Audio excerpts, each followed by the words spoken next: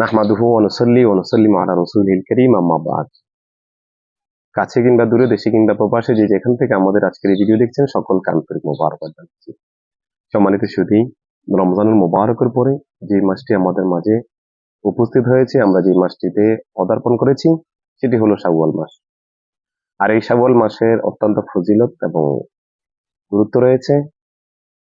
নবী করিম সাল্লাল্লাহু তাআলা আলাইহি ওয়াসাল্লাম নবুয়তের জবান মোবারকে বলেন, কেউ যদি রমজান মাসে রোজা রাখার পরে এই মাসের মধ্যে 6টি রোজা রাখে, আল্লাহ সুবহানাহু ওয়া তাআলা তার আমলনামার মধ্যে লাগাতার 1 বছর রোজা রাখার সওয়াব দান করবেন।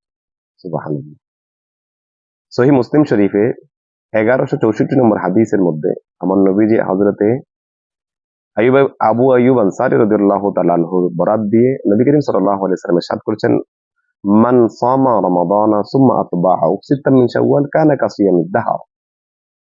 নবী করিম সাল্লাল্লাহু আলাইহি ওয়াসাল্লাম ইরশাদ করেছেন, কেউ যদি রমজান রোজা রাখার পর শাওয়াল মাসের 6টি রোজা রাখে, তাহলে আল্লাহ সুবহানাহু ওয়া তাআলা তার আমলনামাতে লাগাতার 1 বছর রোজা রাখার সওয়াব দান করবেন। সুবহানাল্লাহ। আমরা জানি প্রত্যেক আমলের জন্য 10 নেকি দেওয়া হয়।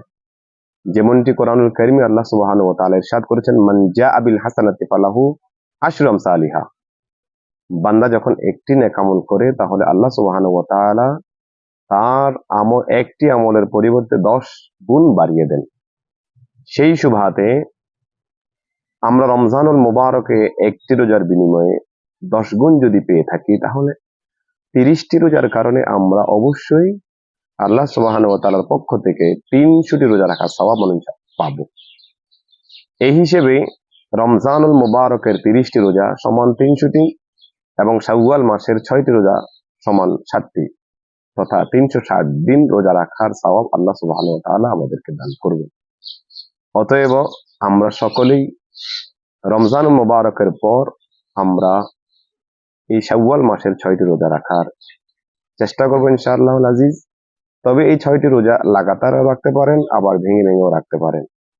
এখানে একটি কথা না বললেই নয়, সেটি হলো মা বোনরা অবশ্যই যাদের রমজানুল মুবারকে রোজা ভেঙেছে, অবশ্যই তারা আগে ওই রোজাগুলো রাখার চেষ্টা করবেন, তারপরে আপনারা এই রোজাটি রাখবেন। তার কারণ হলো শাওয়াল মাসে রোজা রাখা নফল, যেটা নবী করিম সাল্লাল্লাহু আলাইহি ওয়াসাল্লাম সুন্নতের শামিলও বলেছেন।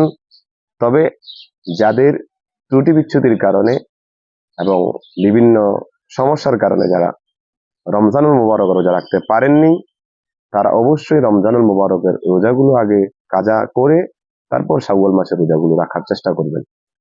অতএব আল্লাহ সুবহানাহু ওয়া তাআলা আমাদেরকে শাওয়াল মাসের 6টি রোজা রাখার তৌফিক দান করুক। আমিন। আসসালামু আলাইকুম ওয়া রাহমাতুল্লাহি ওয়া বারাকাতুহু।